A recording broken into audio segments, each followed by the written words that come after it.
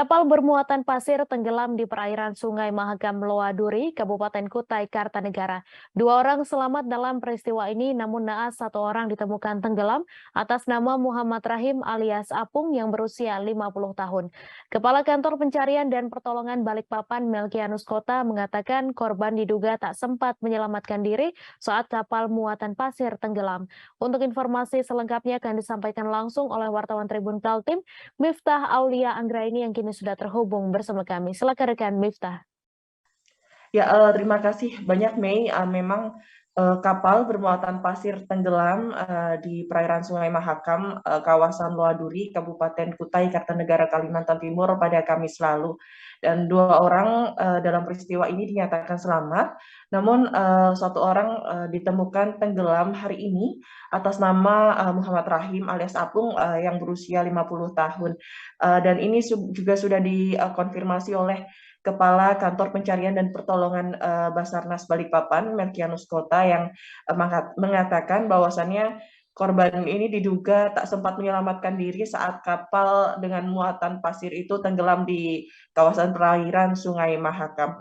Dan memang menurut Melkianus, TKP insiden laka air ini juga merupakan pusat pusaran air di Sungai Mahakam yang memiliki arus deras. Dan awalnya peristiwa tenggelamnya kapal pengangkut pasir ini bermula pada hari Kamis jam 3 sore, di mana korban bersama rekannya melakukan perjalanan pengiriman pasir untuk dijual. Dan dengan menggunakan kapal motor kayu dari rumah korban di Desa Jembayan, Kelurahan Loakulu,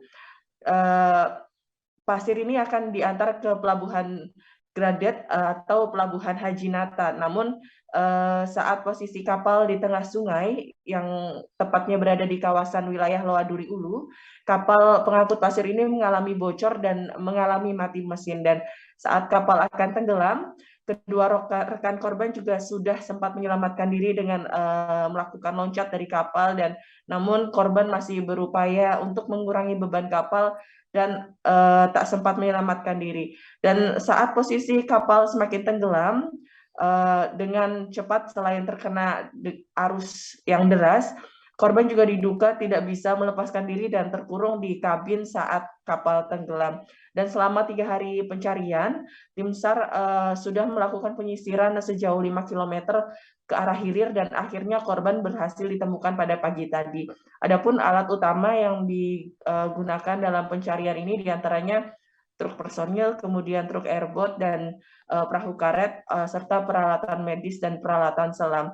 Kemudian beberapa tim yang terlibat ada dari kantor SAR Balikpapan, kemudian Polsek Loaduri, BPBD Kukar, Polairut Kutai Kartanegara, warga dan keluarga korban. Dan dengan ditemukannya korban hari ini, maka pencarian terhadap kapal bermuatan pasir yang tenggelam di Loaduri, kawasan Kutai Kartanegara ditutup. Demikian, Mei.